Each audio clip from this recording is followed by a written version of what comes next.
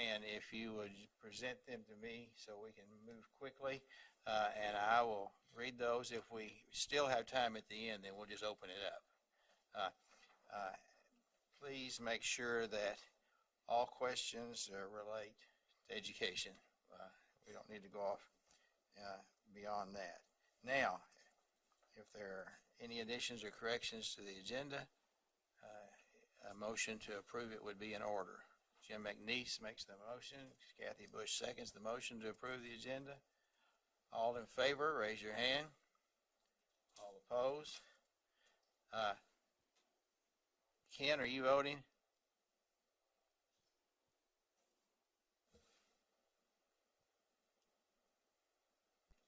Ken, are you there? 8-1. Are there any corrections or additions to the minutes? Not. A motion would be in order. Dina Horace makes a motion to approve the minutes. The second is Janet Waugh. All in favor, please raise your hand. All opposed? Is Ken there now? Ken, are you there? 9-0. Thank you. At this point, I believe that we have the report of the innovative school districts. Mr. Mullins, we're very happy to see you here today. Well, very glad to be here. We may have a little technical issue here, so. Slapping and swearing doesn't help. I figured that out. Peggy might need some help here. So. While she's getting the PowerPoint up and running, my plan today is kind of tell you a lot about what we did last year, kind of give you some focus areas as we look forward to 2017-18, and then I've got some information that's going to kind of update you on what individual school districts are doing. So that's kind of the format I'll follow and answer any questions. I do have Aaron Chard here from Fredonia that can answer some specific questions for that. Otherwise, I'm going to do my best to kind of tell you what other school districts are doing. I gave you kind of a buff-colored sheet a minute ago that is a little easier for you to read. But one of the things that we focused on last year was really trying to define ourselves as a coalition. You know, we've got some things we want to do. We've got some things that we want to continue, but we wanted to kind of really start defining ourselves and putting it out there, social media and other places to do that. So we really like this this definition of innovation from Ed Week, which is, you know, a product, process, strategy, or approach that improves significantly the status quo and reaches scale. And for us specifically, that reaches scale is wanting to have a reach outside of just our 7 districts, okay? So we think it's, you know, spreading that influence across other school districts and even to surrounding states. I know that I get a call about once a month, once every 2 months from a superintendent in Iowa that wants to know what we're doing. And I have regular conversation with a superintendent in Arkansas about what they're doing and what we're doing. So that reach is out there, and we want to try to continue to expand that. Why is the coalition important? We think, and I'll talk more about it in just a minute, but we think there's some long-term benefits to the coalition. So we look at ourselves as an opportunity to engage in meaningful conversation about improving student learning. Taking purposeful risks and really trying to better serve all students across the state of Kansas and really trying to build this collaboration. One of the things that we've done in the past 12 months is we've met with Keisha to talk about how some of our ideas would impact them. We've met with KBOR and talked about some of the things that we're working on and what impact that might have on students. And we're really encouraged by what we're hearing from both of those organizations, and we think there's some real opportunities moving forward. Core beliefs. We as a coalition met, and we spent quite a bit of time on this, but we believe that student success is effectively influenced by innovation. We think the things we're doing have a positive impact on student success, and we want to continue to move forward with those. Also here as a coalition, we strive to do the following things. We want to serve as a think tank. That's a terminology that's been out there. We want to kind of just continue to think differently about things. We want to cultivate key partnerships. Like I said, we've met with KSDE, we've met with KBOR. There's some other groups that we want to continue to work with. Build bridges that span organizations for the betterment of all. And again, that's something we've started the process of. We think there's a lot of promise in the next 12 months to continue that. We want to stay open to ideas. One of the things that we did this last year is we talked to some deputy commissioners in New Hampshire and deputy commissioner in Wisconsin to kind of find out some of the things they're doing and how that might look back here. We want to identify the horizon, look out there and see what's there, and then be on the edge of change. And that's not unique to us. I've told you guys many times that we don't hold the market, or we don't corner the market on being innovative. There's innovative programs in many, many school districts across the state, if not all.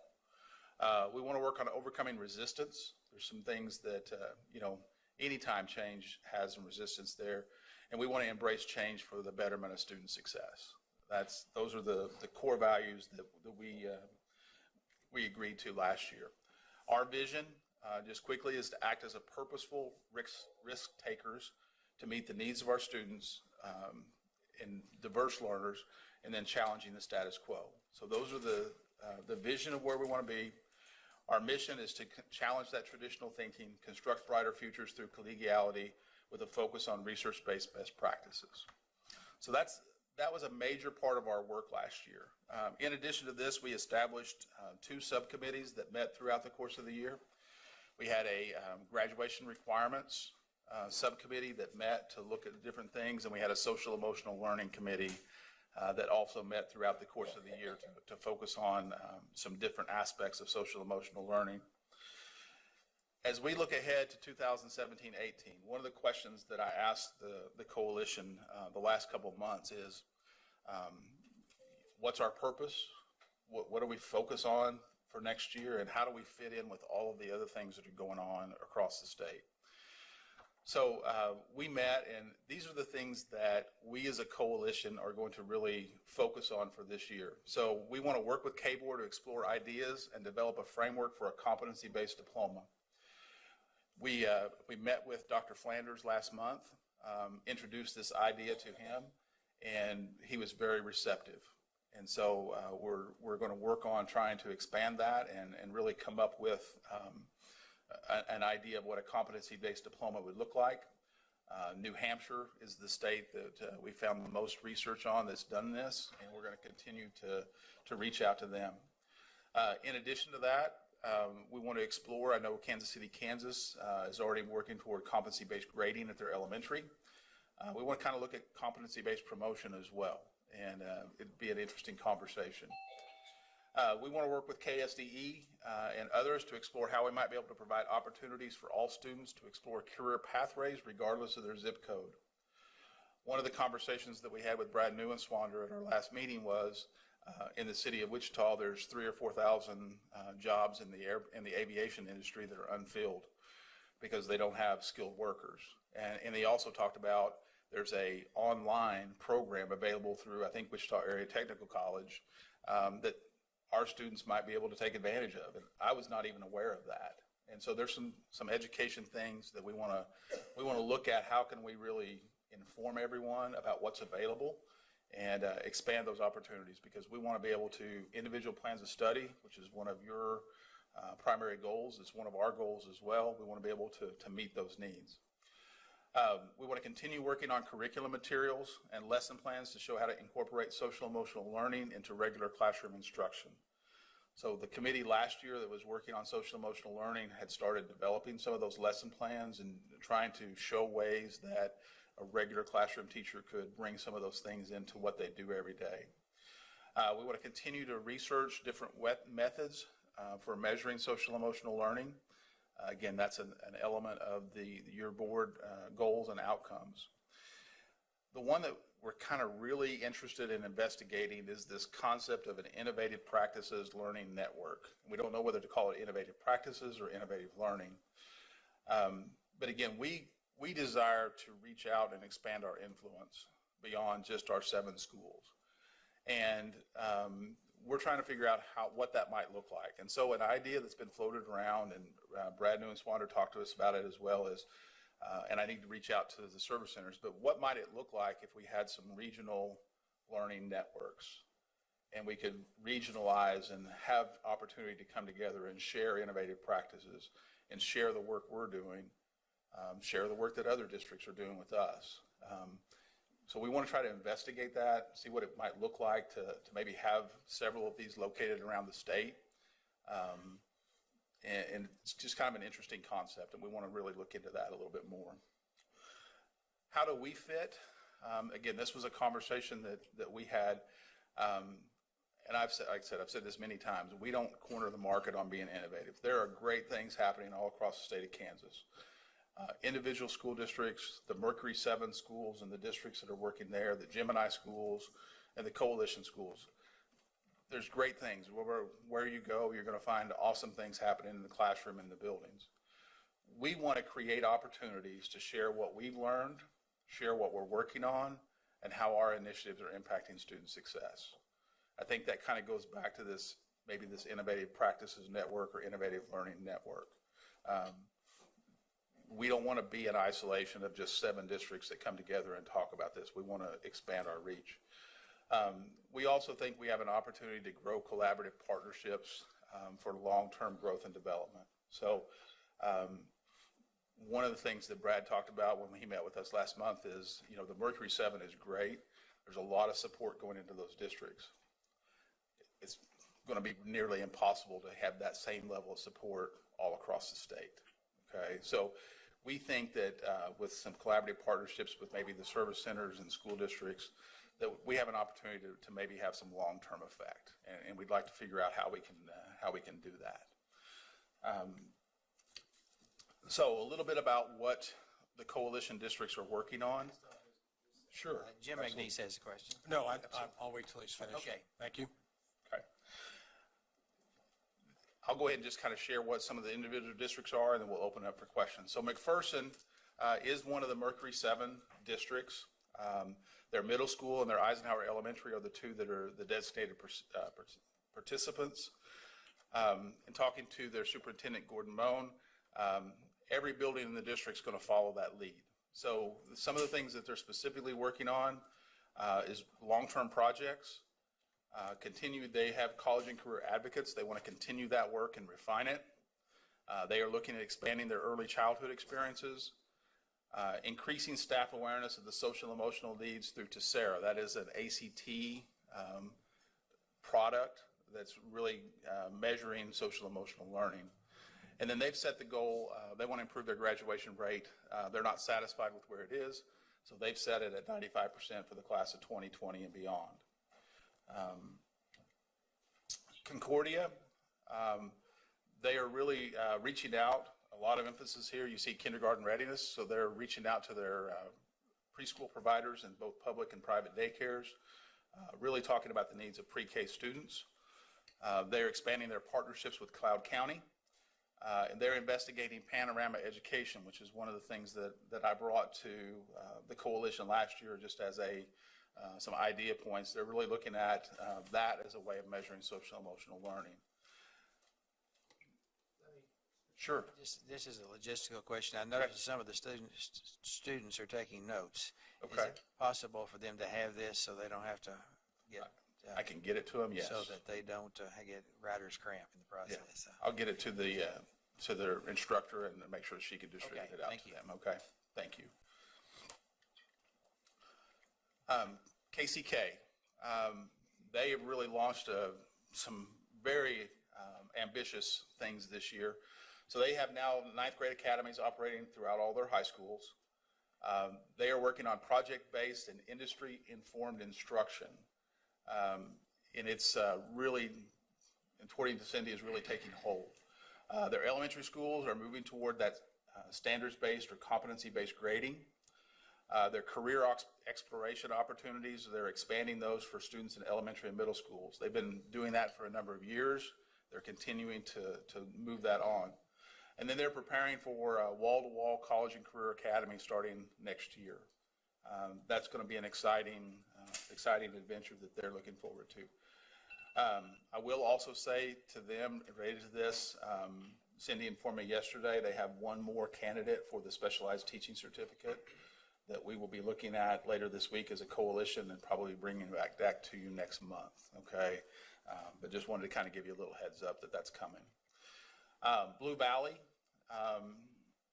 they are really taking a look at their middle school. So they're looking at it. They've got community groups that are meeting.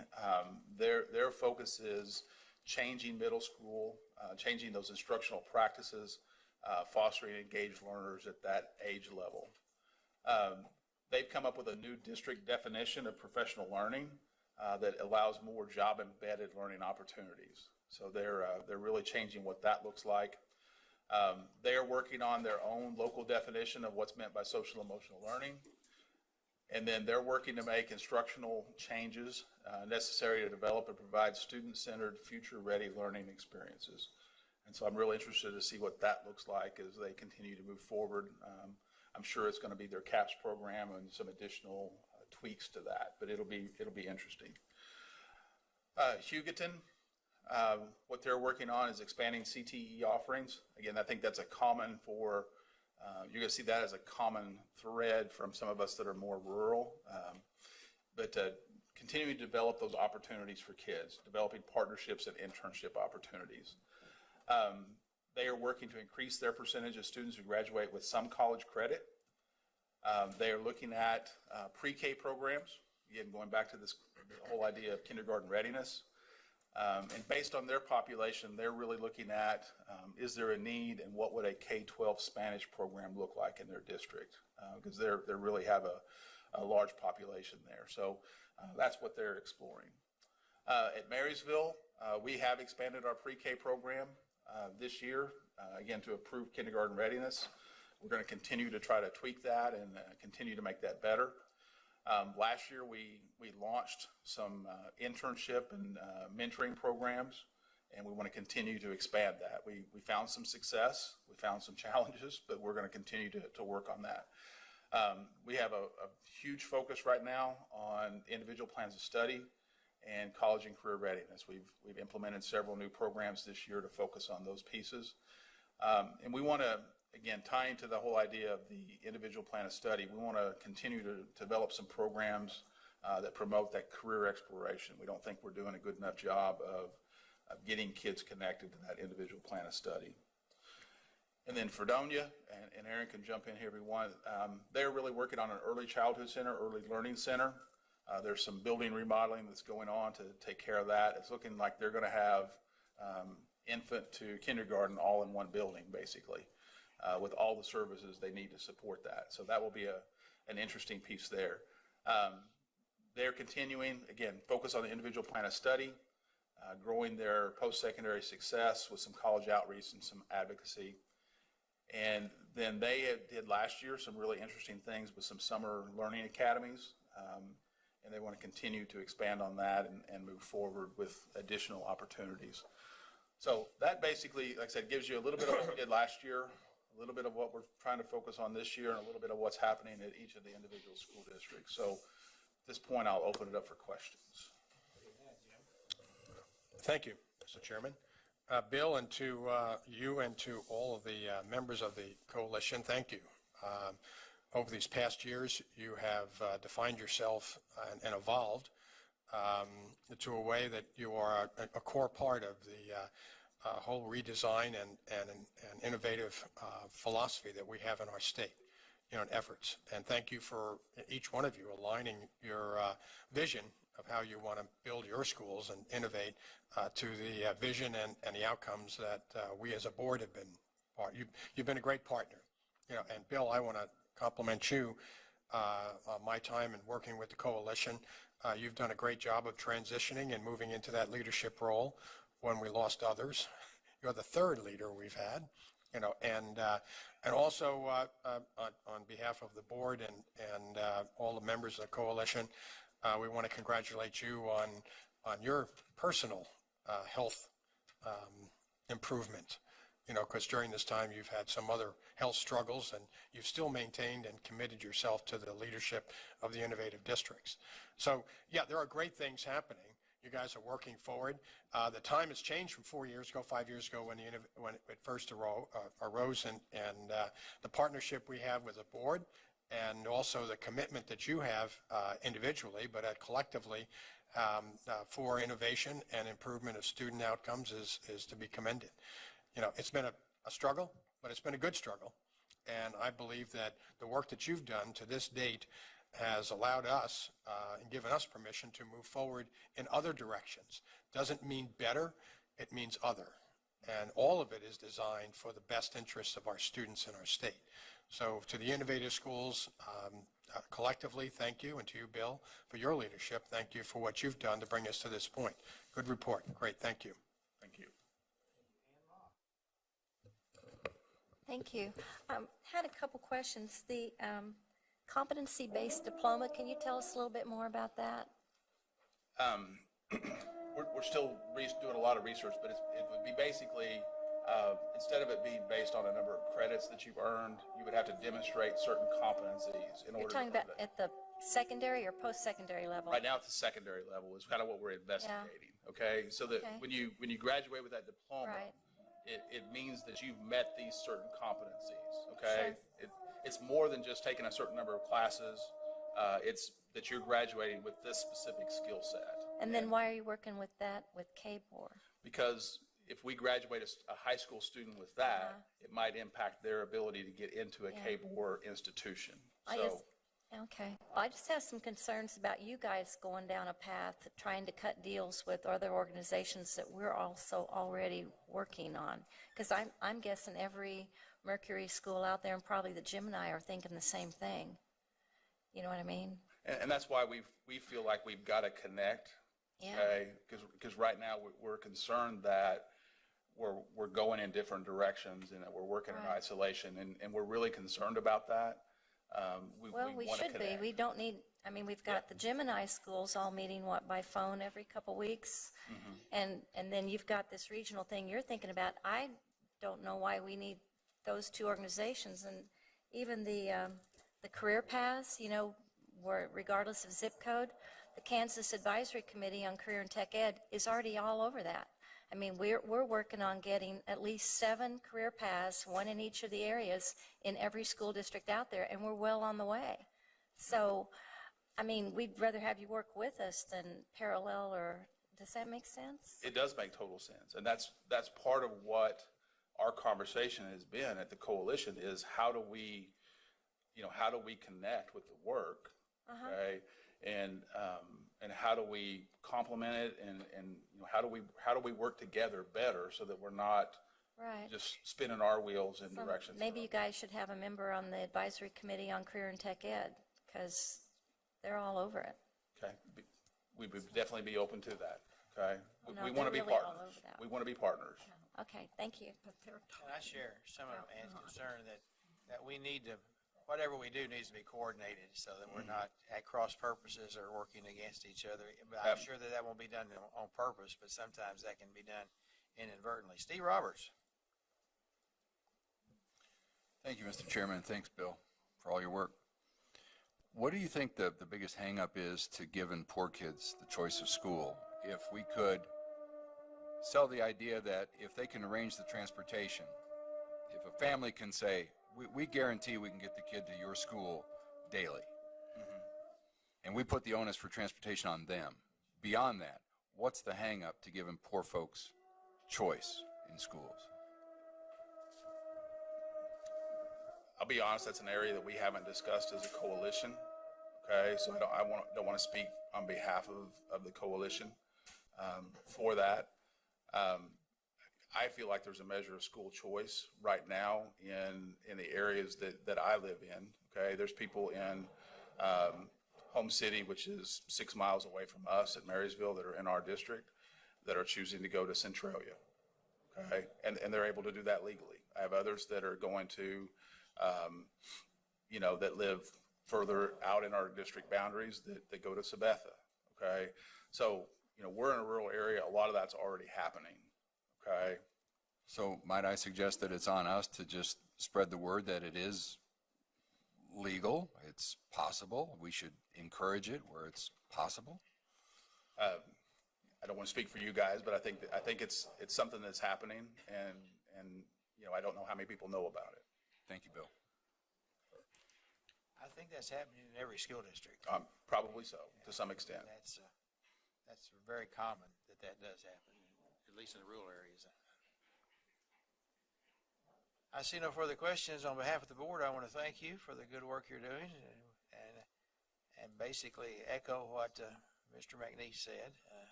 I think it's very important that we work together as a coordinated effort so that we are all achieving the same goal. But I appreciate your presentation. Appreciate And I would brevity, say- Mr. Charge.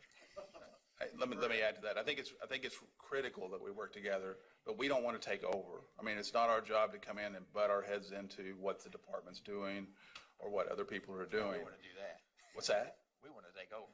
Okay, but we want to be partners in that. We want to be involved when it's appropriate, because we don't want to be, duplicating work. I know that I'm very interested in the competency-based diplomas, the competency-based grading.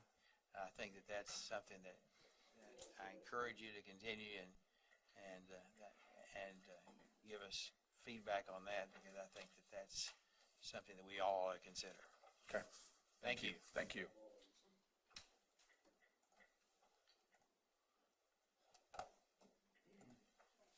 I want to introduce Juanita Erickson. He's back there. Raise your hand, Juanita. Juanita is a superintendent in Neodesha, and she is in the Kelly program. Mike Mathis is her mentor, and she is here today on a dual role, one of which is part of the Kelly program, and one of the parts is just to observe as a superintendent. Welcome.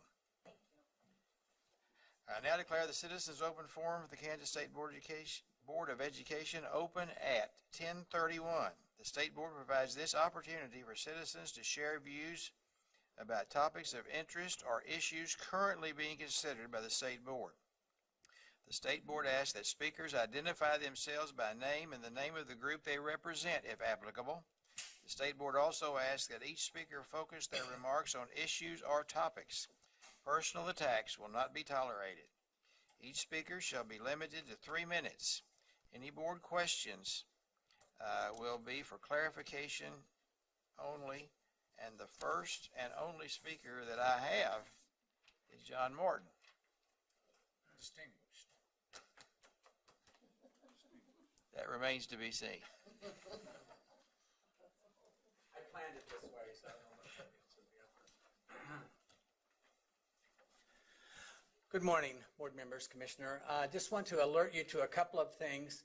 A number of you attended our first Kansas conversation at Emporia State. What is that now? Almost 2 years ago, I think. We are hosting a second conversation this spring on Saturday, April 14th, with the focus on redesigning education and lifting a page from Heidi Hayes Jacobs. We're going to explore new forms, not reforms. So we would invite you to join us as our guests on that day. It will be very similar. I would think this would be a logical thing for the coalition schools and the other school districts to participate in. We hope to have a short general session at the beginning. If you recall, at the last one we had, we focused on kindergartners and what their job aspirations were, and I think that's probably still relevant, quite frankly. So we hope you can join us that day. We'll be at the Union at Emporia State, co-sponsored by the Jones Institute, the Teachers College, and the School Leadership Department at Emporia State. So we look forward to seeing you then. I think it'll be an exciting day. Secondly, next month, a couple of colleagues are going to join me in this section to give you a brief preview of what we've been doing in the socio-emotional area. Dr. Watson was part of our initial effort. If you recall, we piloted a Coaching Hope training program in the Cherryville schools. We have since refined that and have been working with Logan Elementary and Emporia for the last year. Some exciting things have happened. We've had great teacher and building leadership in that building, and we want to share. We're going to give you a preview of that because they have been selected to present at the KSDE conference as well. They will share their findings with you. I've been working with Gina Marks and Joan Hearn from Kansas Newman College and Steve Batt from Wichita State on this project. It builds off of Shane Lopez's work. If you recall, his book, Making Hope Happen, changing the language of teachers and changing the language of students to reflect a hopeful outlook. has yielded some pretty incredible results at Logan Elementary. So we're anxious to share that with you as well. So we'll be bringing that to you in kind of a preview form next month and then be presenting at the KSDE conference in December. Thank you. Sally Cobble. Thank you, Mr. Chairman. I didn't get the date in April. April 14th, and students, you would be welcome to attend as well. We're keeping costs to a minimum. I believe the cost for the day will be $20, which will include lunch and materials as we've done before. We want to try to make sure that people will come. Most of the day will be spent in small group, and all of that information that we glean that day will be available online at the conclusion of the conference. Thank you. Very much, sir. The State Board's Citizens Open Forum is closed at 10:34. I'd like to thank our speaker for sharing his views. The State Board will determine if any issues should be addressed as agenda at a future meeting. At this point, I will recognize the Commissioner of Education for an update on the Kansas Can Vision. Welcome, Commissioner. Well, thank you and good morning. I'd like to welcome everyone to the root canal that we're having this morning. It's kind of the way you feel, right? Jarred away.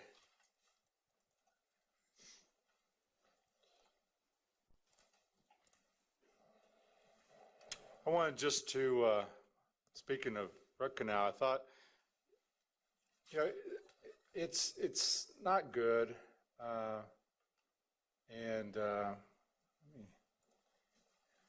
But sometimes when you pick up a press release like I did yesterday and you see another state's misery, you don't want to bask in their misery, but it does make you smile just a little bit about the challenges that all of us have.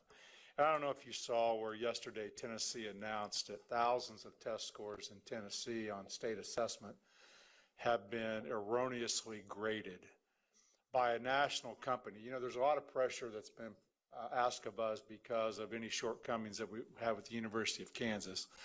They actually, Tennessee 2 years ago fired Measurement Incorporated after they had such poor results, and they went with Questar. And just yesterday, 9,400 assessments were scored incorrectly. And so I just say that because as we talk about this annual report, and it's a look back to the past year and a look forward to our future, there are lots of things that we have to do, and it can be complex, and we're dealing with a lot of different vendors and people, and our thoughts go out to Tennessee, you know, because now they're dealing with that, and it's obviously student information and student data. We're trying to make decisions related to that as we go forward.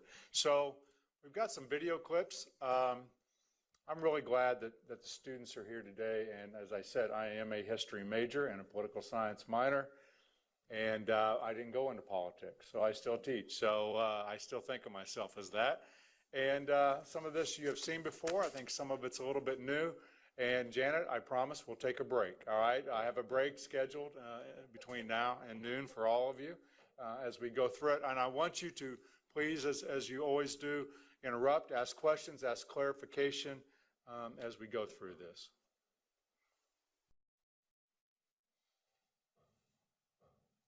An hour of change and challenge, in a decade of hope and fear, in an age of both knowledge and ignorance. The greater our knowledge increases, the greater our ignorance unfolds. No man can fully grasp how far and how fast we have come. But condense, if you will, the 50,000 years of man's recorded history in a time span of but a half a century.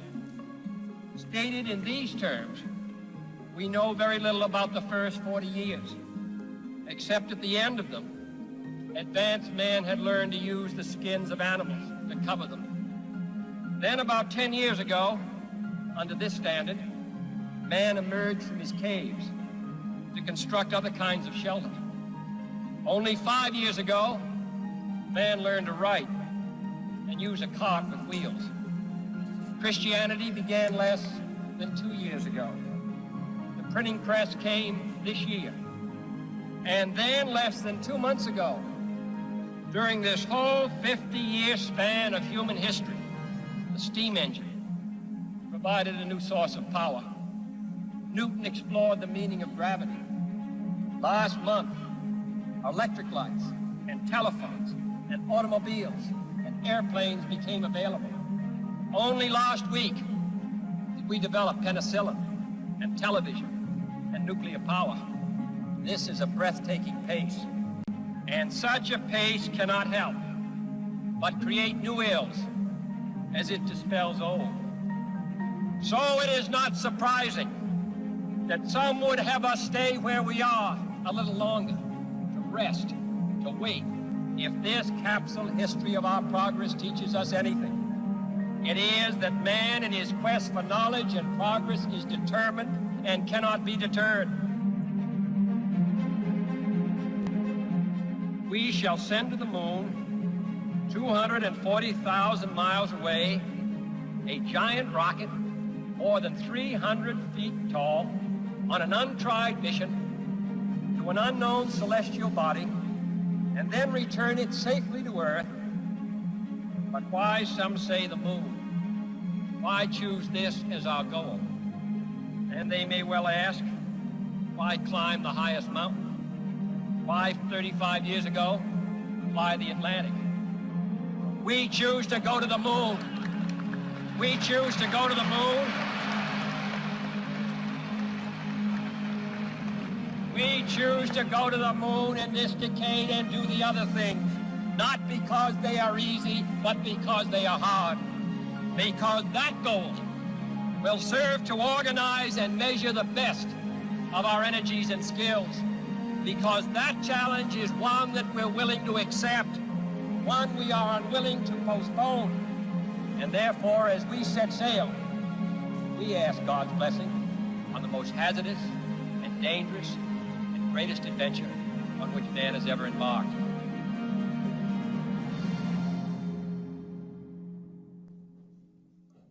You know, as a child growing up in the 60s,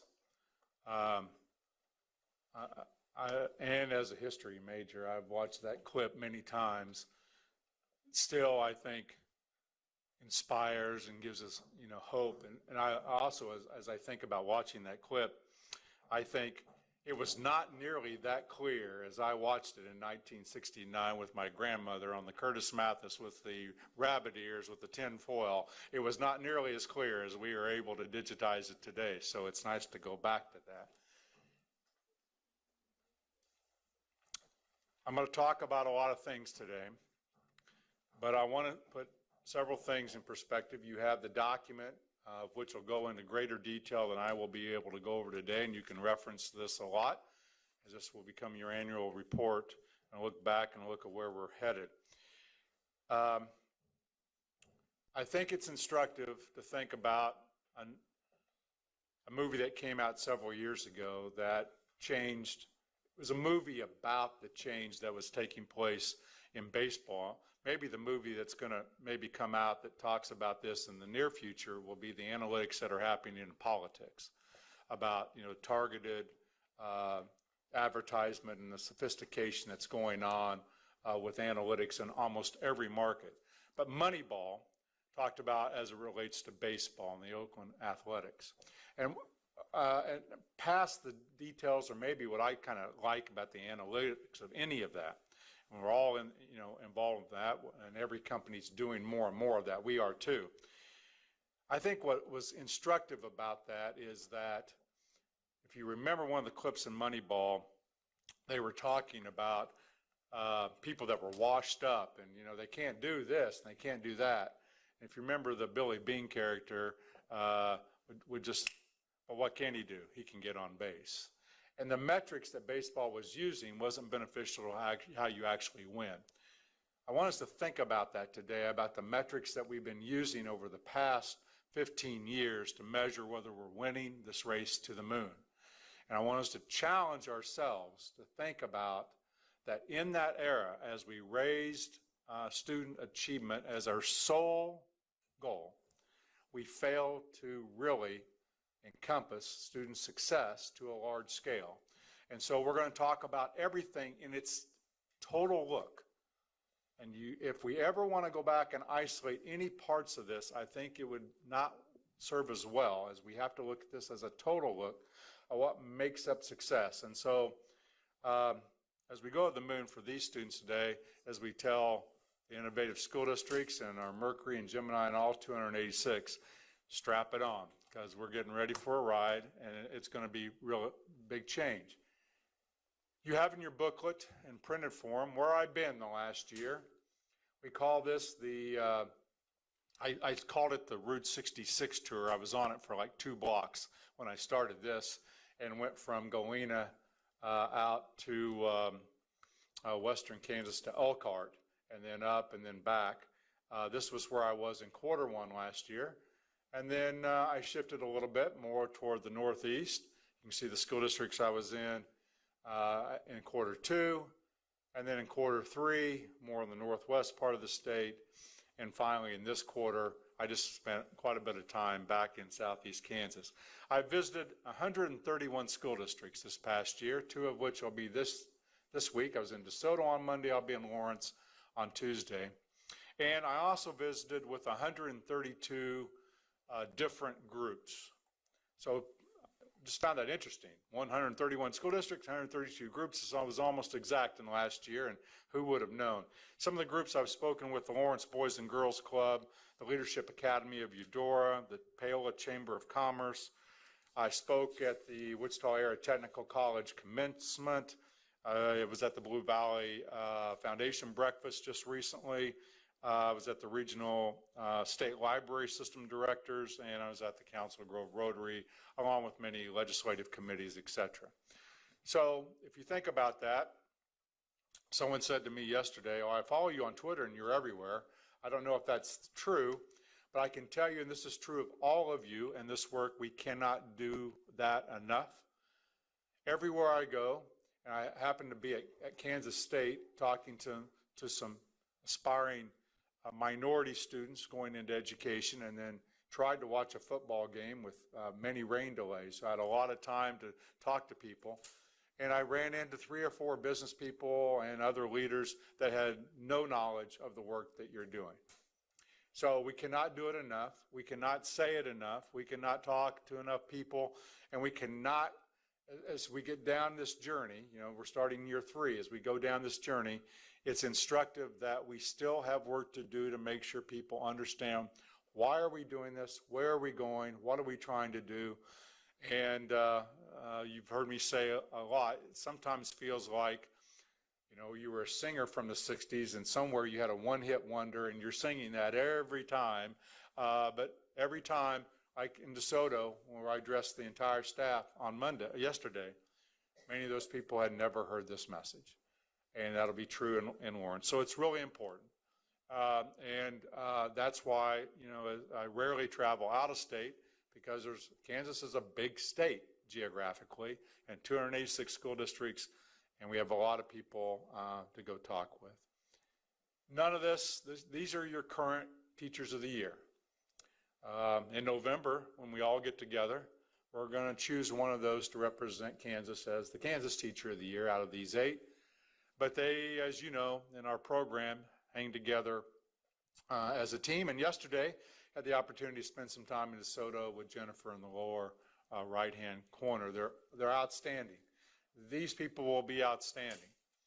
But here's the reality. None of what we talk about for the rest of the morning or any time when I go out and talk can be done if we don't have good people with kids. And that's leadership at the principal level, it's leadership at the district level, and it's these people with students every day. And we are 2 years away from hitting the biggest shortage that we've had in a long time. It's the junior class in college. That is where it's already in the pipeline. Now, I say that because if we were able to recapture many of the people that hold certificates that are not teaching in our state, we could diminish that a little bit. I mean, that's the biggest group. But we can never take our eye off of what can we do to encourage our best and brightest and our most capable to want to go into a profession that allows you to work with other people's kids and change their life. no greater reward. And so I'll challenge my fellow history major that he will not want to go into politics because he'll get an opportunity to craft lives forever in the field that he's chosen, just like these 7. So when we talk about licensure, or we talk about money across the street, or we talk about how we raise the profession, when we talk about this work will only be done if teachers drive the work in consultation with principals and superintendents. But it is truly, we're asking them to think outside of the 3rd grade classroom or the science classroom of which they teach, and think about redoing this thing called school. And so whenever you're out and you see a young person, or you're talking to one of your family members, maybe it's a niece or nephew, say, have you thought about teaching? I think you have it. I think you have what it takes to do that. And I think over time we can encourage and we can bring more people in the profession, and it will be necessary to do. So we can run all the analytics to tell us there are more people coming into Kansas than are leaving. That is true. But the truth is we need more bright, energetic people to enter the profession, whether it's a return as a second career or whether it's right out of the gate. So I just want to frame this. We're going to talk a lot about data and all kinds of things today, but this is where the rubber meets the road, and these are outstanding people, and they'll represent our state extremely well. So I was thinking as I was putting this together, one of the things that I remember, and you may remember this day better than I do, but when I interviewed in front of this board, I think I was seated actually right here, not standing. But we talked about this. And I think it has a lot to do with this and when we talk about it. Somewhere in the last several years, educators lost hope. Now, we can blame a lot of people for that, why that message is. But yesterday, when you talk to people, educators feel when I pick up news that people are upset about this thing called education and they're blaming teachers. So what you give and what you can inspire every day is hope that we are on a better journey. We are on it with them. We are working collaboratively with business, yes. We are working collaboratively with chambers and parents in trying to say every student has value and each student will be successful if we instill this hope. So as you think about today, we are starting year 3 of a 10-year journey. The hardest thing to do in any of our work is sustain longevity. We're in constant cycles that want to change that. Constant cycles. And if you read any of the great books on leadership, and one of my favorites, Good to Great, but there are a lot of them, talks about sustainability over time and the ability of corporations to change. It's one of the things I admire about Apple. It's how they reinvented themselves from a computer company to a technology company and running the iPad and the iPhone. So Martin Luther King's statement, I think, is really applicable, right? Hope and faith is when the first step or the second step, but you can't see the whole staircase. So we don't know exactly how we get to the moon. We know it's there. We've got a plan. That plan will start to become more in focus over the next couple years, but it's where we have to go, and we have to constantly adjust as we learn from that, and everyone will be giving us feedback along the way, and that's really critical as we do this work. So that's what we're after. I don't know, it's still up there, it's a new vision. It's not for us, it's not a new vision, but it still is for Kansas when you think of the work we have to do. We are trying to change a system that is at least 100 years old. And it's extremely hard. Ask IBM, right? Mainframe was their world. Ask how that worked, right? Typewriters were their world. Ask Microsoft, software company trying to be an internet company. Ask any company that establishes themselves. Ask Walmart how they're going against Amazon, right? It's hard for anyone to change, and we are doing that work. So we're headed to the moon. We started in 2015. We hope that we have redesigned education as we know it in 2026, all 286 school districts. I'll talk later. This is not about pockets of excellence. We already have those. We have lots of those. We have an individual teacher here or there, many of those. We have a program that we're really proud of. I mean, if you just think in general, why are these great programs like JAG and AVID and Gear Up and special education and gifted education and I could go on and on. Why are they look so good? Well, they're shiny, they're new, and they're pretty successful. Because sometimes the core unit of what we have hasn't been successful in meeting the needs of every child, right? It meets the needs of most, but not every child. So it's a 10-year journey. Here's just a little bit. You can read this in your document, of what we've done. Yes, we've gone out in 15 and 16. We asked Kansans what they wanted. We took that, validated it with research, came back, and you launched this. And as you look in August of 18, we hope to bring you at least 7 school districts that are going to totally redesign 2 schools. One of them said to me last week at the annual conference, "Ooh, we didn't know what we were getting signed up for. This is a lot of work." And we were joking. One of them said, "This is a lot more work than flexible seating." Well, we thought that was a big change, but that's like number 42nd now on the list of things that we have to do. And so others, and as Bill said, it's not about there anything special about these districts. It's just all of us having willingness to say we can do this and we can do this together. I want to tell you about who Kansas students are. I don't know that if you realize this, but almost 20% now of the student body in Kansas schools are Hispanic. 19.5% of the student body in public schools in Kansas are Hispanic. That will, if you look at the demographics, that will only continue to grow. And so, and as you know, in some of our communities, we have minority majorities, and we have had for a number of years. And Kathy can tell you about all the different languages spoken in Wichita or KCK. But I think it's always instructive that we serve a very diverse population, even in the middle of the Midwest, and that some communities are dealing with that even to a greater extent than others. And that's why, we have different outcomes for, we have different strategies for different places. This is a new graphic that I'm starting to use a lot, and I think it makes a lot of sense. The why is the center. Why do we want to redesign schools? And I think it's because that the model that was created when we moved kids from the one-room schoolhouse and brought them to town and created grade schools, and we created junior highs and high schools based upon how old am I, academic content, and time. Right? I'm a 9th grader. Where do I go? I go to 9th grade English. For how long do I go to 9th grade English? 44 minutes to 90 minutes. And what happens at the end of 44 minutes or 90 minutes? A bell rings, and I pick up my stuff, and I go to the next content.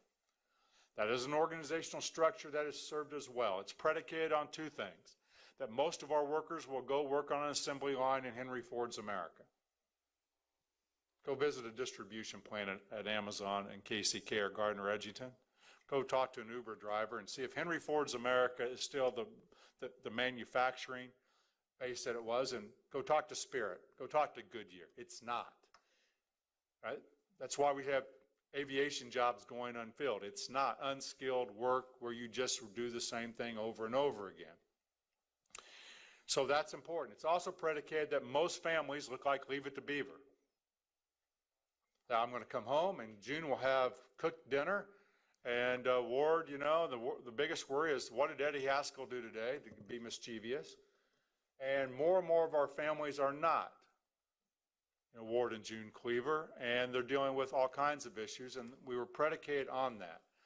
So as I was in one of our smaller districts in southeast Kansas just a few weeks ago, and as I often do when I'm with students, I polled a couple of students from the crowd. These were seniors, and a nice-looking young man and a nice-looking young lady, and I asked the young lady, "What do you like about school?" And she said, "Nothing." And, of course, there was chuckles and, "Oh, that's funny." I said, "Oh, I bet there's something you like about school." And she goes, "No, Nothing. I don't like anything about school. Now, you would assume by that answer, she also was a poor student. I don't like anything. So I asked her what kind of grade she said. A's and B's, mostly A's. It's interesting. So we just had a quick debrief at that moment. And I said, teachers, let's listen. Let's really take this in. Here's an A, B student in our school telling us she likes nothing. It serves to tell us something, I think. So I said, why do you get A's and B's? She said, so I can get in a good school when I leave here. I said, why don't you just quit high school if you don't like anything? Are you kidding me? Only losers quit high school. My parents would kill me. What does she have? She has parents that have told her delayed gratification is what it's all about, and she can do it. Remember the old M&M study we did with kindergartners, I think back in the 60s, and you had delayed gratification. You could see which kids could do it and which kids. It was the early stages of grit, right? Can you delay gratification? We have a lot of kids in our communities that can't see tomorrow. They don't have hope for tomorrow. And they're not buying that, hey, I'll do this today. I want to be a diesel mechanic, and you're telling me I've got to study the Scarlet Letter. I see no relevance in this, so I'm just going to act out. And you'll send me to the office, which is fine because I create all kinds of humor for everyone. And this goes on in every one of our schools. So why do we want to redesign Kansas? Said we should. Industry and the workforce is saying we need to, and it's going to be really, really hard. There's nothing easy about this because we've all done it. And so the what and the how are where we're headed. We've spent a lot of time on the why, but the what and the how are where we're headed as we go forward. Money. So how's money spent? Almost 66% of all dollars in education come from the state. That may adjust a little bit as the legislature continues to appropriate money in the new school funding formula and however they respond to the court. Locally, through LOB and capital outlay, school districts contribute about 26%, and 8% of the money that goes to schools is federal. So I want to ask this because this is asked often. Of the 8% of the federal money, tell me the two largest parts of money that go from the federal government to schools. What are they? Special education is the biggest part of that, and the other is school lunch and breakfast. School lunch and breakfast and special ed are the biggest parts of that. Title programs are a small part of that, but that's the two biggest. That's how the money gets spent. And so we've talked a lot about what success is, and when Representative Yoder's here, we'll go back a little bit on some of that work. But if we just remember this, what Kansan said, they said success, I think of success, and I'm going to describe it in what we call layman's terms, that kids that are successful when they become adults are happy. They have a sense of fulfillment, and they give back to others. And none of those are measured on a standardized test. None of those can be taken to a PLC and tier 2'd and tier 3'd. And those are very important. So everything is important, not just little things, right? Not just everything is important. I have to have skills and attributes that allow me to earn a living in the middle class or beyond. I have to have that, or I probably don't get to be happy and fulfilled, especially I'm trying to raise a family. But it's this looking at the whole child that's going to be so important in our work, and that's what we have to keep first and foremost as we go forward. And it's really, really hard. It's just really hard. So we have a new accreditation to measure this in schools. And we're going to talk about those results that you have, and we're going to talk about the definition of a successful high school graduate. But think about this. The definition of a successful high school graduate, what makes those up? You want to be interested in the academic preparation, don't you? You want to be interested in the employability skills. I do too. So do people in the legislature. So do people in the governor's office. They want to do that. If anything was instructive about the last 15 years under No Child Left Behind, it's this. be interested, but leave those decisions to happen in Auburn, Washburn, and Council Grove, and Mays, Kansas. Because if by policy we start getting into the weeds of what happened in schools, I can tell you, because we've lived it, what will be the outcome, and that will be that teachers, in order to show you short-term results, will do things that aren't instructive to the overall success of kids. We will artificially raise test scores.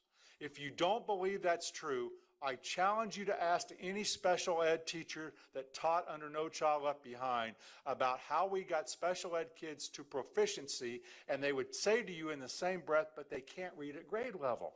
What does that mean?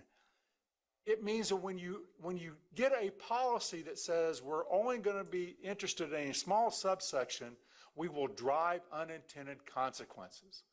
And so we're going to talk about what a successful high school graduate. But as a policy, what you want to know are our kids graduating high school and going on to be successful? And if they're not, why aren't they, Dodge City? Because that will be multiple answers to that. And we have to hold them accountable through something called KISA.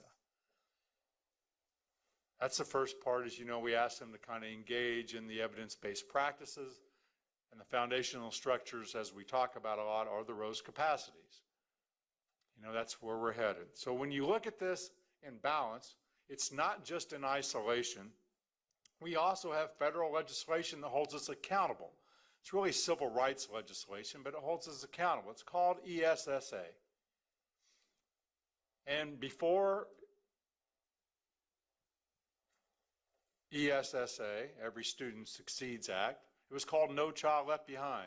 And before that, it was simply called the Elementary and Secondary Education Act, started by President Johnson. We didn't name it until we got to No Child Left Behind. Now, we have to have names every so often. And this said, give more authority back to the states. It also demands of us to make sure when we say each child, we mean each child. That a student with a learning disability, or a gifted student, or a Hispanic student, or a student that is homeless, gets our same attention and our same intensity as every kid. And it says that students have to be academically on track for success, and that we have to give supports to the highest needs. And then we have encompassed other things like happiness and fulfilledness and being ready for employability with that. So is ESSA important? Yes. It doesn't drive our work, but it's an important part of our work so that we can ensure that every student has the opportunity to be successful. So let's talk about that successful high school graduate. Those things that schools must work on that lead to the future success. All of these you've said are equally important. Here's our challenge. We do not have good ways today, as I stand here, of quantifying the measure of cognitive achievement, technical achievement and skill, and employability. They are still these nebulous things that we talk about every day that, you know, that business leaders talk about that they need, and we have yet to quantify those in an agreement across the state. Civic engagement, to a little extent. So when we come back from break, Janet, we're going to delve into this, and we're going to delve into your outcomes. We're going to talk about where we've been and where we're headed. And as we do that, I hope that you think deeply about this work that we have to go in front of us. So with that, Mr. Chairman, I would suggest we take a 10-minute break. But first, Steve Roberts has a question. I'll defer till after the break. Thank you, Mr. Chairman. Okay.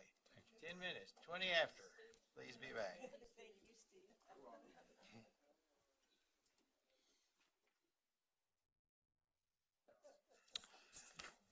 So I want to go through with you your outcomes and also the definition. As I mentioned, we do not have good measures of cognitive, technical, employability, and we're in the early stages of some good measures in civic engagement. So I'll bring you up to date on that.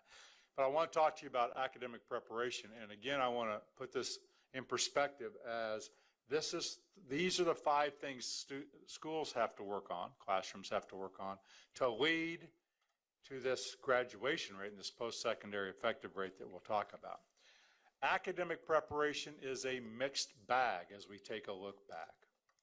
There's some serious disappointments, and there's some areas that we should be very proud of. And I'm not sure what that tells us, because I want to make sure that I'm not like Moneyball and Mr. Roberts doesn't do this, but what can he do? He can get on base. Because I'm going to show you some things that don't add up when you look at them in isolation. So let's start, and let's talk about those as it goes. Here are the state assessment scores in language arts by grade. I'll just summarize them for you. You will notice an increase in level 1. That is the bottom level, and that is not where we would like to see it.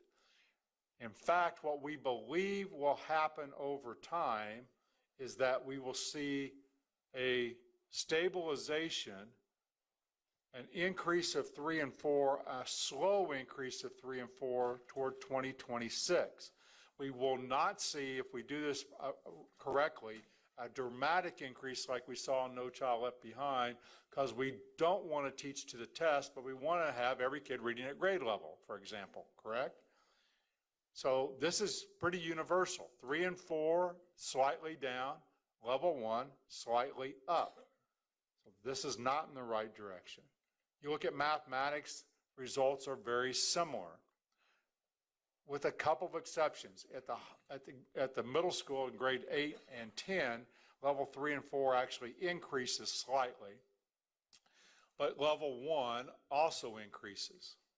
So when we look at this metric, we have to ask the question, why is that? Now, you could speculate all you want why that is, but the truth is we don't know. But if we just stop there, we miss something. So I want to go through the other academic measures that we look at and then say it's telling us different things, and some are good and some are not so good. So let's look at ACT.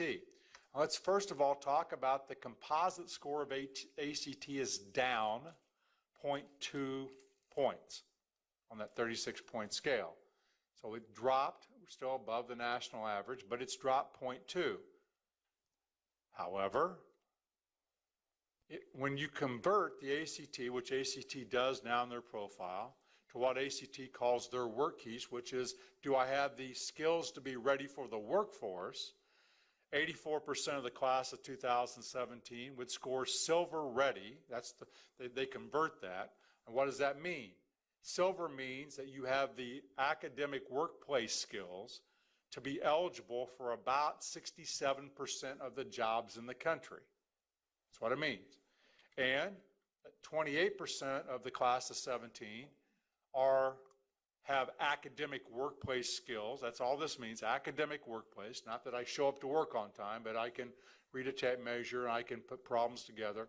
About 28% of the kids in the class of 17 are capable of handling 90% of the workplace jobs academically.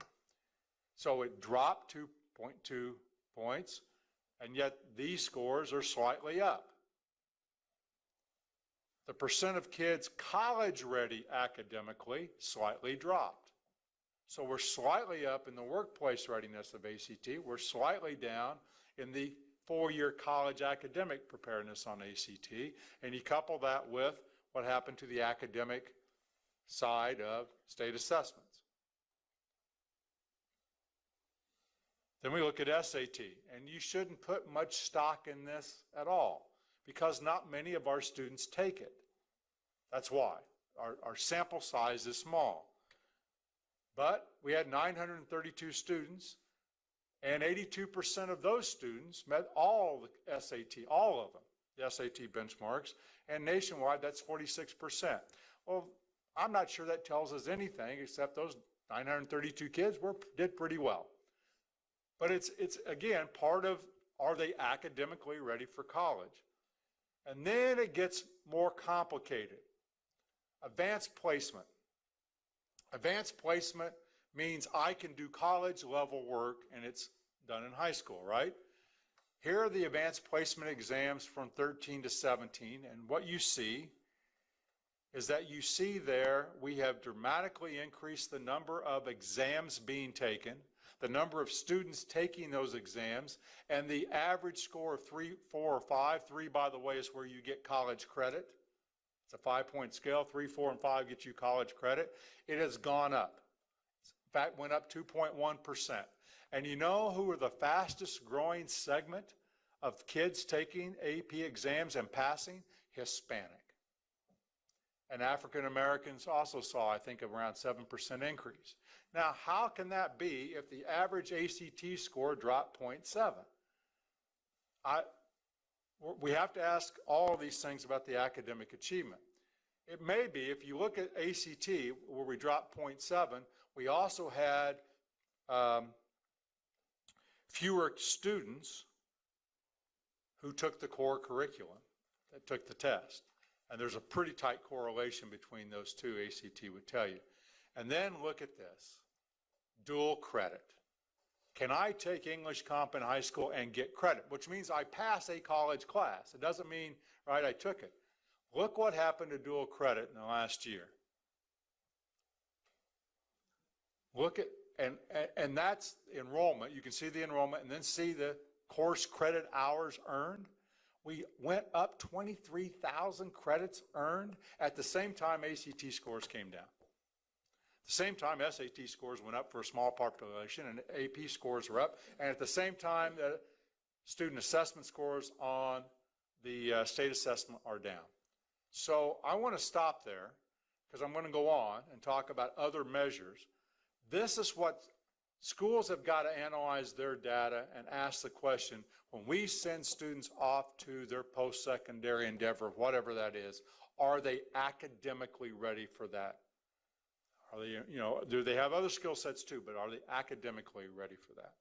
So again, a mixed bag. We'd like to see them all up.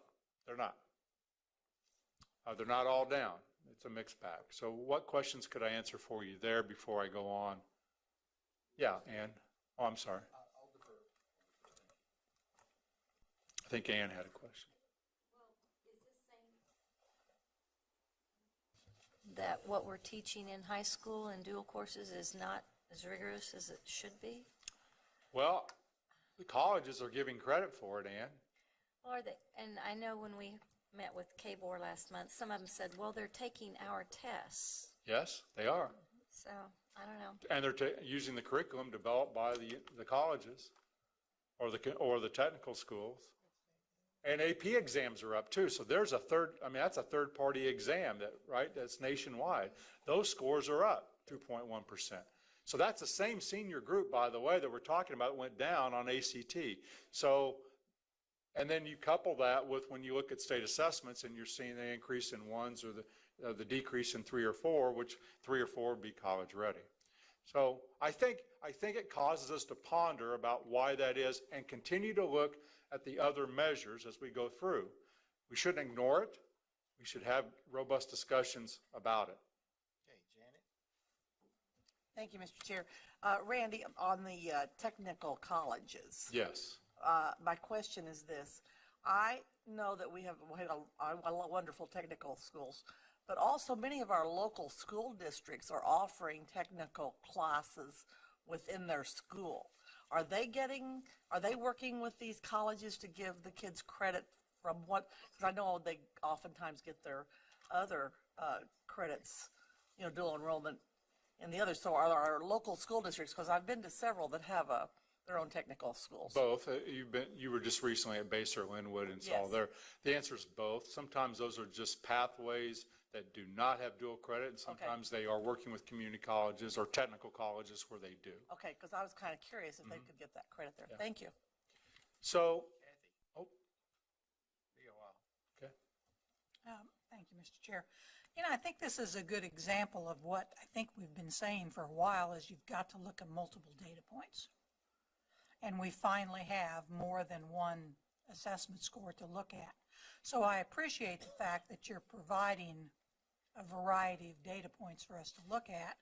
And I think it's important for our school districts to look at all those multiple data points. And Kathy, I think it's also important that we're just in one domain of success, academic. Right. And again, I think I say this, I'll say it again when I go to Lawrence on Friday. Ask any freshman English teacher, do kids ever fail freshman English? And the answer will be yes. And ask them why they fail, because they cannot do the work or they refuse to do the work. And the answer is they refuse. So that's a different skill set, right? I could do the work, but I'm not doing the work. And we have no measurements for those skill sets right now. That's what Bill was talking about as part of the innovative schools and so our Mercury. So we have to remember this. We're looking at multiple measures for just one area of the academic.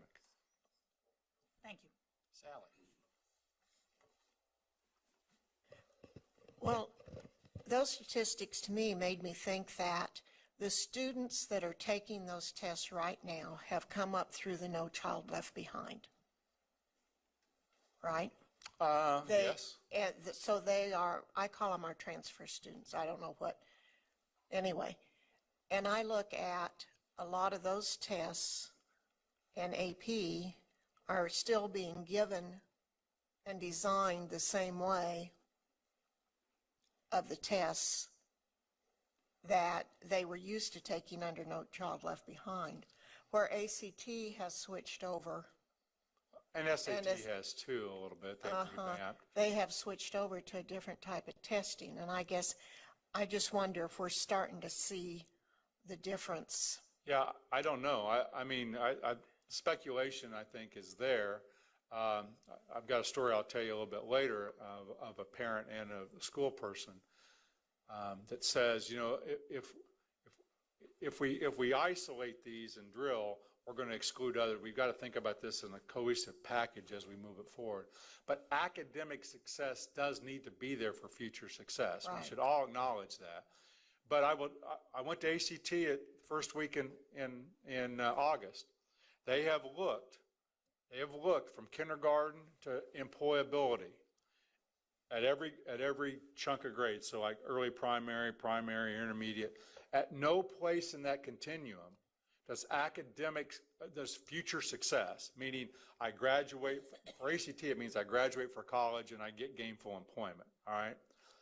Nowhere in that continuum can academic readiness predict more than 30% that student's going to be successful. So that's why we have to put this in perspective. ACT even says there's a whole host of other things that matter, and academic is an important part of that, but it's not the only bucket. So part of this is civic engagement. And Don has talked to you, and he's been out on the road shows talking about civic engagement, giving back to others, servicing other people. I was talking to, I was talking to one of our prominent leadership in the House, and he was talking how proud he was of his daughter who doing a mission trip, and on her own just said, I want to go do this, Dad. I want to go really help some people out. And it was the second one that she had done in the last 6 months. Where does that show up on? It doesn't.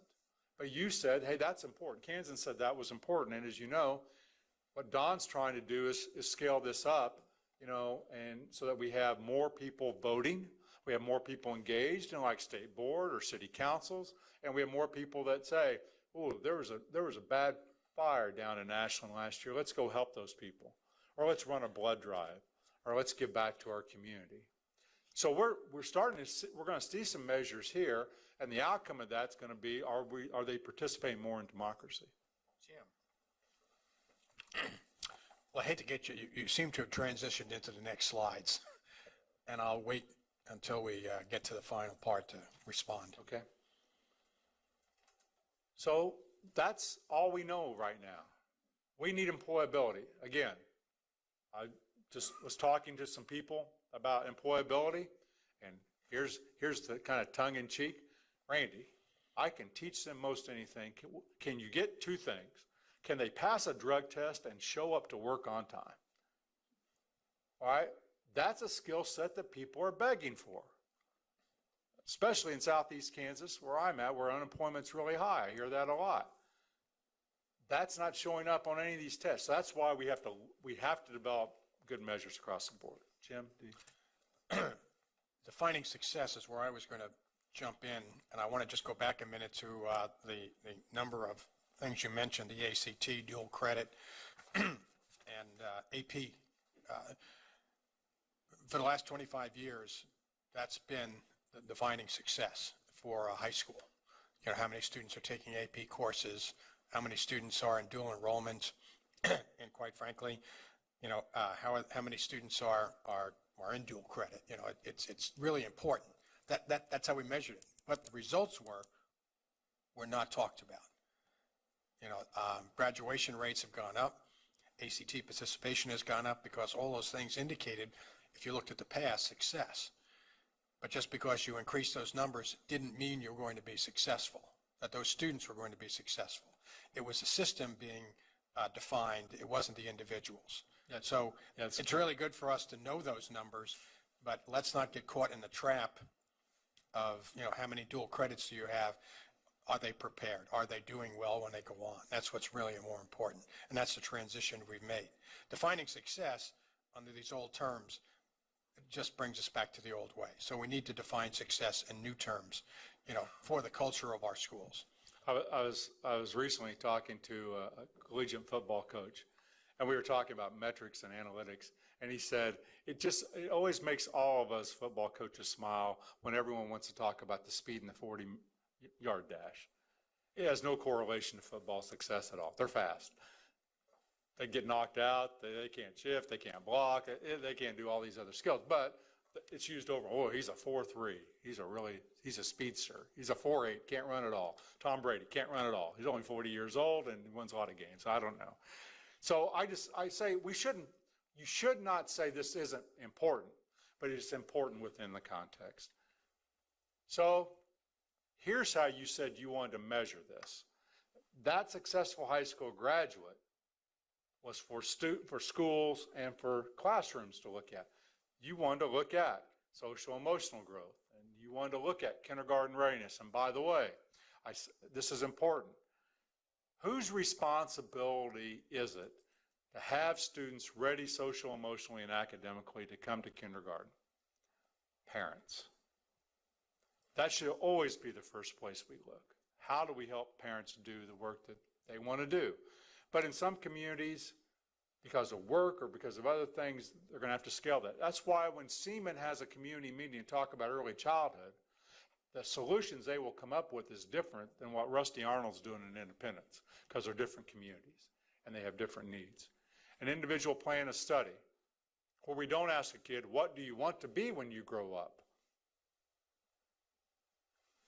A pro athlete, a gamer, a skateboarder, you know the answers. It's more, what am I and who am I and what's the passion? And here's your measurement. Here is what we have to measure, because it tells us something in combination, not in isolation, in combination. High school graduation rates, and not in isolation, because I've known some of you a long time, and you've known me a long time, and you can raise high school graduation just like you can raise proficiency on a state exam. It's artificial. I can graduate kids that have no skills from high school. I can test prep them to show proficiency when they're not at grade level. We have proven that. But if you couple, and Dr. Schrock, who's probably listening in China, would agree with that, I think, that you can artificially inflate graduation rate. So you have to do it legitimately. Then those kids that go across the stage have a skill set that allows them to pursue their interest and their passions with their parents, and leads most of those into post-secondary completion. And that's where you want to spend your time and effort, is looking at that data and asking the question of every school district you serve, are you increasing that? How are you doing that? Is it internships? Is it I need more kids to do advanced math? It will look different, just like pre-K looks different in every community. And as we think about social emotional, here are the core. This is the work that Patty and Amy are doing at KU on your behalf. Look at the three areas, and I'm going to come back to this when we talk about redesign. This is instructive for these guys. These are the skill sets everyone talks to you about. Interpersonal, intrapersonal, and cognitive. And we don't have good measures because it's hard to measure these. Self-awareness, curiosity, right? I mean, you think about it. Sure, content knowledge we've been talking about. We can measure that. And it's easy. It's the 40-yard dash. It's easy. Written communication's pretty easy. But conflict management?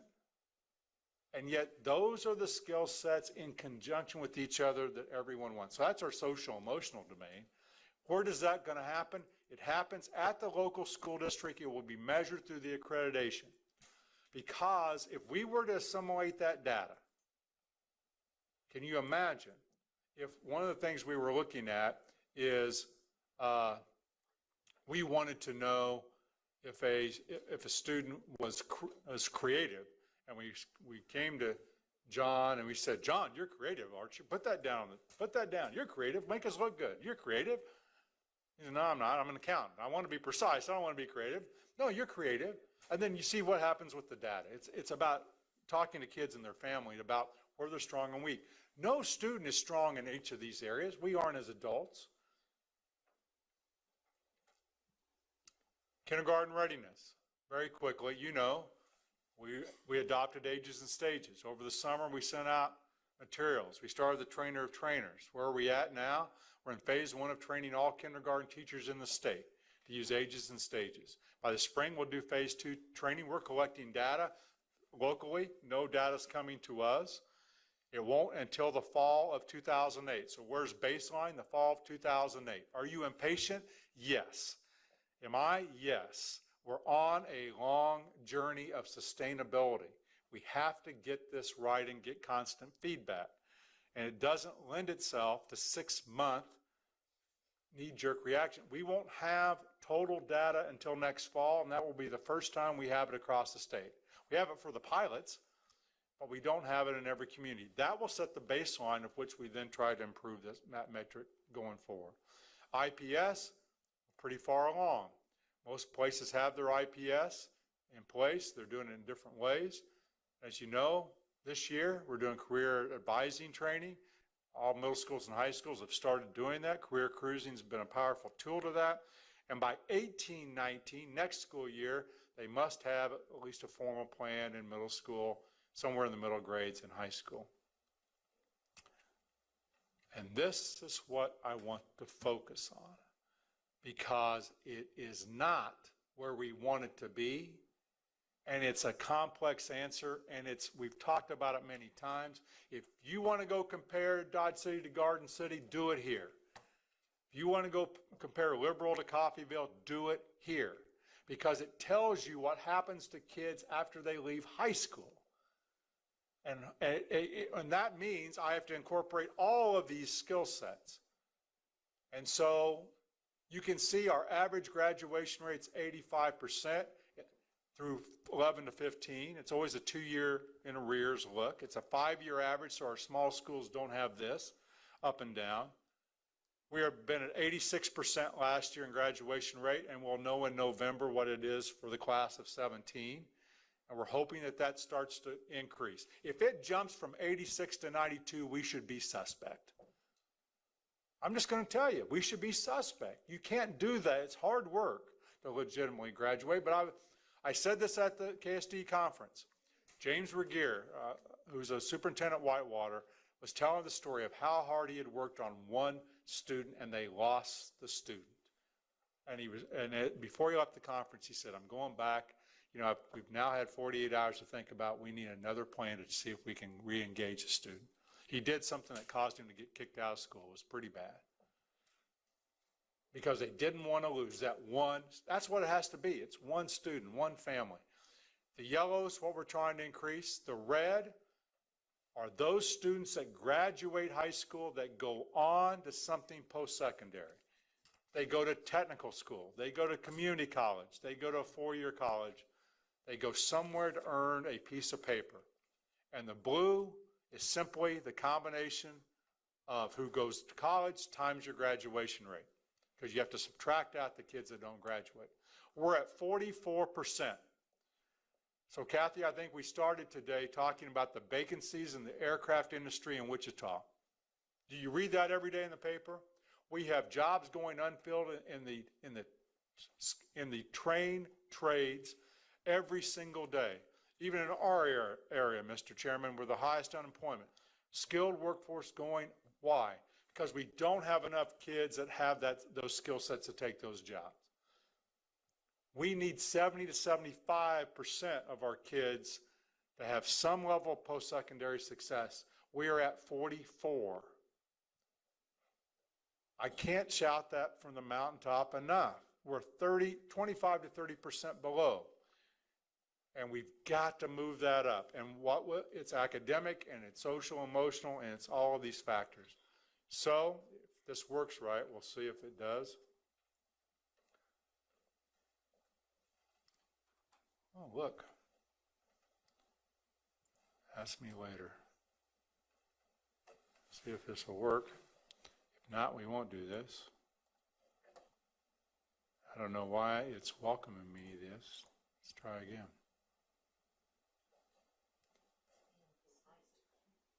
All right. This is the Kansas report card where you can look for any school. Janet, give me a school in your area. Leavenworth. So there's Leavenworth. I'm going to look at the district of Leavenworth and I'm going to search. And here's all the things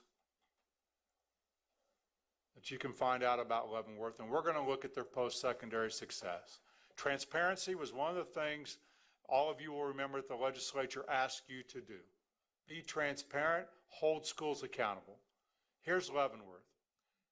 They have some risk factors in Leavenworth that make them even different than Piper, not too far from them, right? Right next door.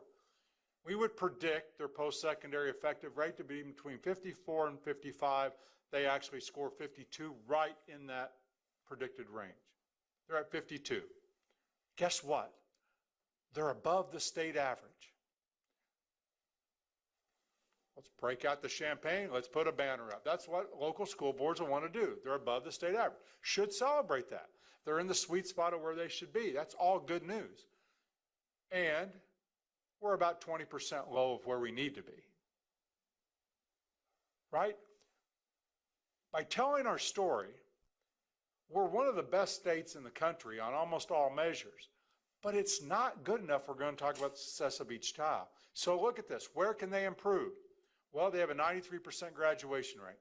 At 95, they can lead the world. So they can improve this a little bit. Not a lot. They can improve this. But they can improve their post-secondary success rate. How many kids go to post-secondary? That could be closer to 80%. They're at 58. Now, let's look at that was a pretty big, Janet has fairly large districts. Sally, give me one of your small ones. How about Ashland, small and remote? They are small and remote. Great. And we can do this with any, so let's look. And there's Ashland. And notice, I want you to see what happens to small districts. You see this? See how it bounces? That's why we do the 5-year average. Because in Ashland, you probably have, Sally, how many kids a grade? 20, 25? One or two kids can really skew it, right? One way or the other. You're in Leavenworth, that doesn't happen as much. So we look over the 5 years, they have a graduation rate at 91. We can improve that some. We anticipate they'd be between 45 and 49, and they are actually scoring 54. That's pretty good. Still 20% below where we need them to be, but that's still pretty good. And where can they improve? A little bit on graduation and quite a bit on those kids going to technical school in 4 years. So the old measure, Mr. McNeese, was how many kids go to college. And when they went across stage, got their diploma and said, I'm going to go to KU, I'm going to go to Pitt State, we forgot about them because that was all we needed, ACT score. And we found out that by about this time, they came home. Right about the time they got those midterm grades and, hey, I wasn't going to class, I wasn't, studying, I never read the book I was supposed to read, and I washed out. Now, Sally? Okay, I've got a question. Okay. Where does the superintendent, or when in the process, does the superintendent get to go in and adjust for those kids that military, got their certificates before they graduated and everything, because that would help. Okay, so I'm going to answer that. I'm going to answer that in two ways. I'm going to add one to it. We add the certificates that are in high school. They're in there. They don't have to do it. We do it for them. It's already done there. And it only started in 15. All right. So before then, we didn't have, we weren't tracking certificates. That's when it started. So it's already in there. All right. We do not put military in there because until they get out, military doesn't have a piece of paper. The job market's saying, I got to actually show you the associate degree to interview for the job. So it's valuable as a post-secondary area, but it doesn't need to be in this data. Because remember, we don't need 100%. It's not an AYP. We need 70 to 75. So what does that mean for the other 20 to 25? You need a great individual plan. I need, if I'm John's daughter, said, you know what, I don't think I need to go to school. My dad's trained me to be a really great accountant. I don't want the degree. I don't want to take money. I'm going to take over the family business. That's a plan, as is the military. And that's what we want. We want a plan that's viable. Some of those can be a great plan and do not need any post-secondary. The vast majority do. And military would be one of those great plans that doesn't need any other post-secondary, Sally. Yeah, Ann.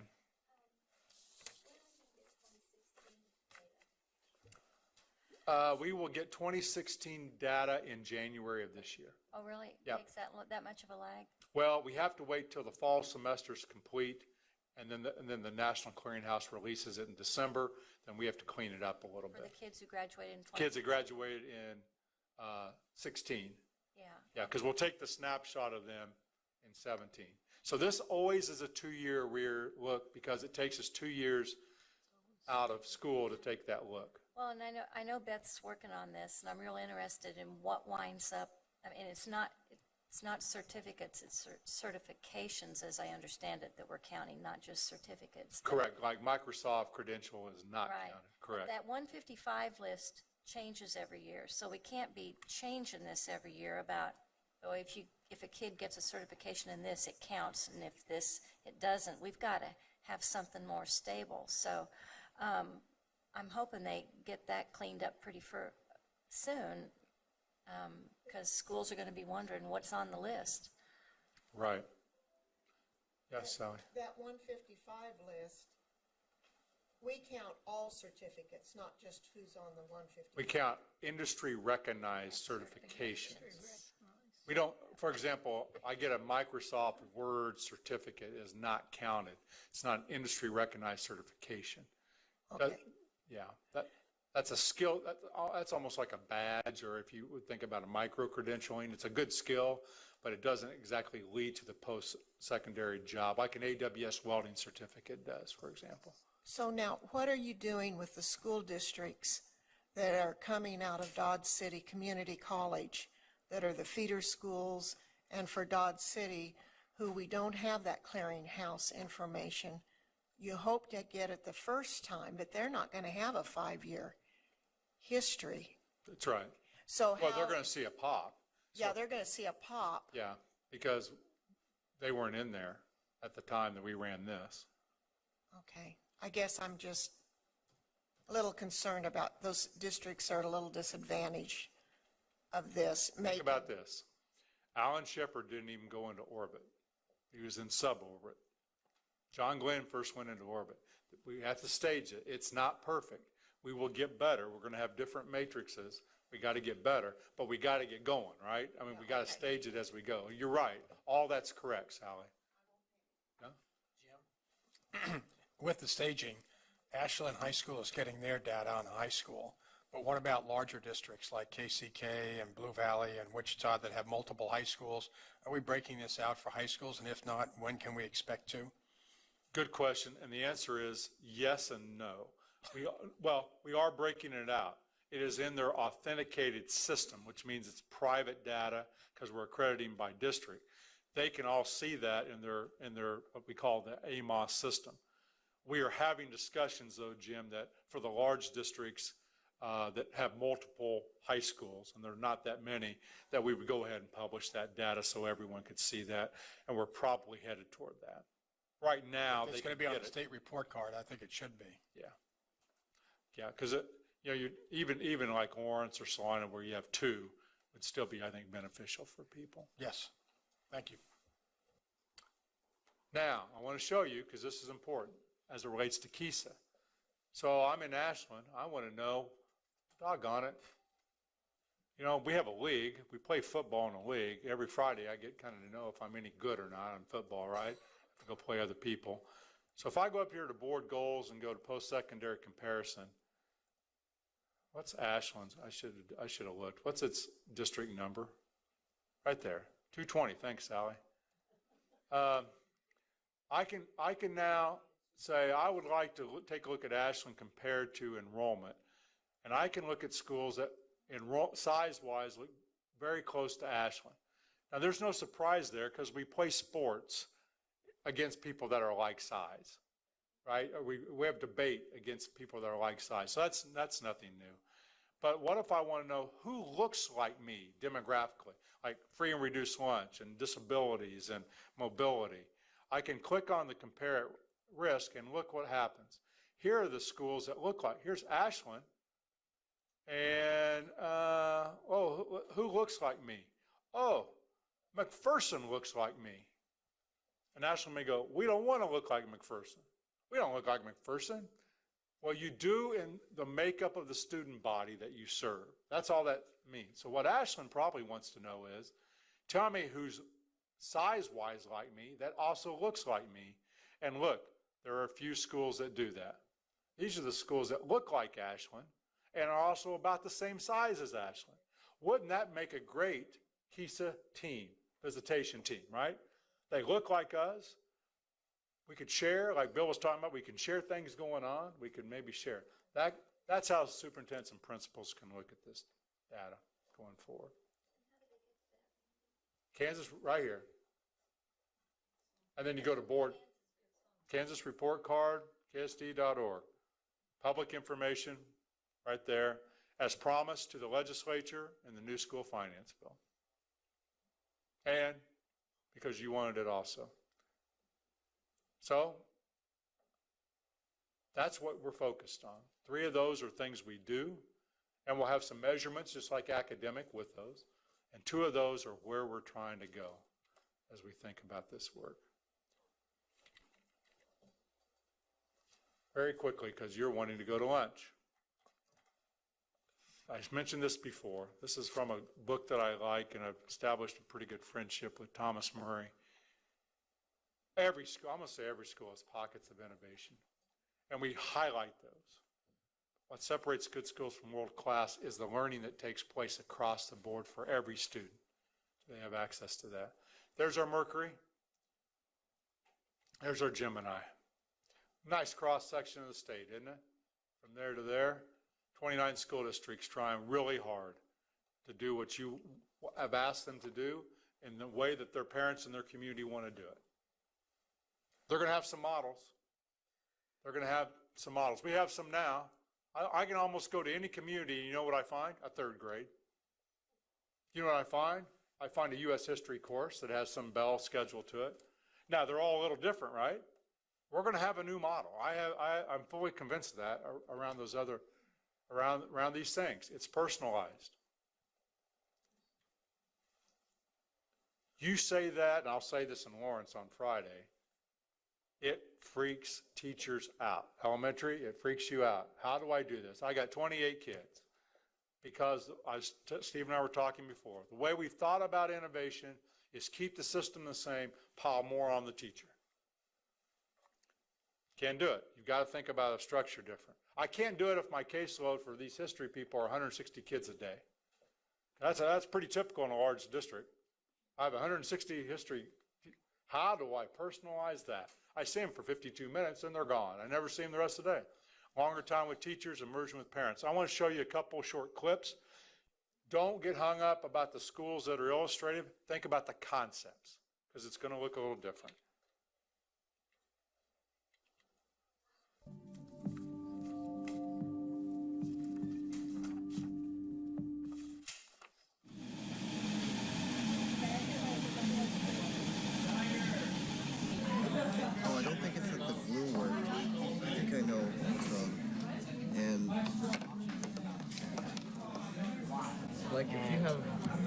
tooth spacing in .01, the gears won't connect at all.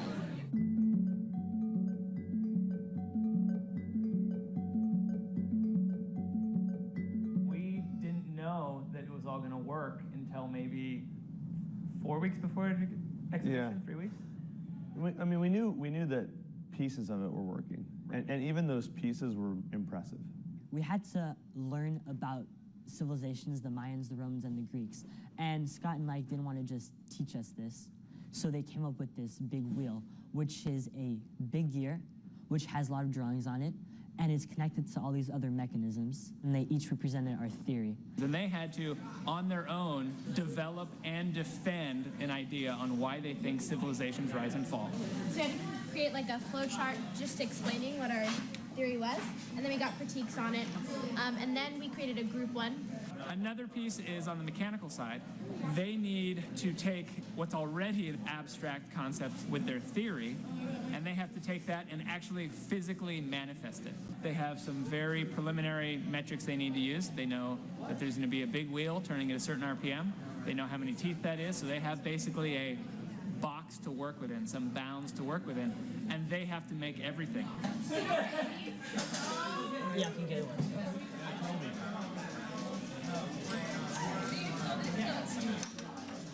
Oh, I put the wrong side in. Oh my god, oh my god. For most of you, this is probably the biggest project that you've ever exhibited. A lot of you, it's the first project that you've ever really had a public exhibition of. All right? Cool. We're going to be here. If you need to go, we understand, but we're going to keep working for a few hours. Break.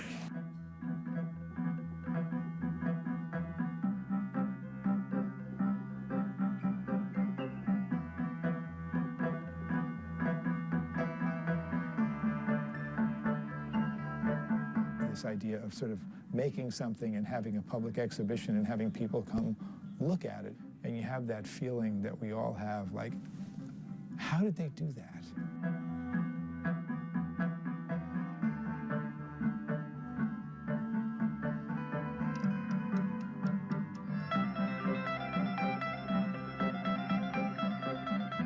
You really need to understand it, and you really need to understand why you need to know this to be able to complete the project. When kids have that feeling, it's transformative for them. I made this, and everyone's coming to look at it. One more and we'll get you to lunch. This man right here is my great-grandfather. We're not going to show that one. Because that's a really cool one about herding cats, but we're not going to show that. So I may have missed it. We may not see the second one. Which is fine because we're over lunch anyway. Yeah. So, any questions before we head to lunch?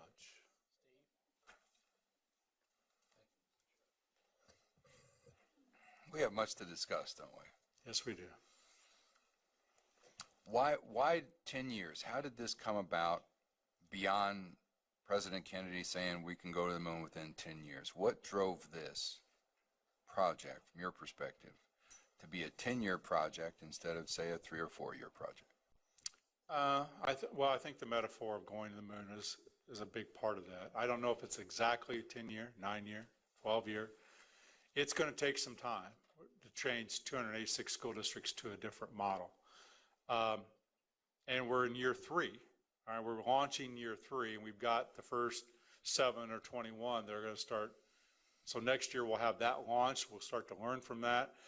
We have innovative schools. We have other schools doing things too. And we're going to start learning from that. And then we've got new people coming in the profession that we've got to look at changing that model too.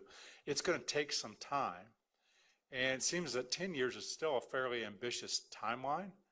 So we'll start to see some things happening, and we're going to have to adjust as we go so we make sure, Mercury, Gemini, Apollo, as we scale this up, that we're learning along the way. So I don't think there's anything magical, line in the sand, but we've chosen 10 years. We think we can accomplish years.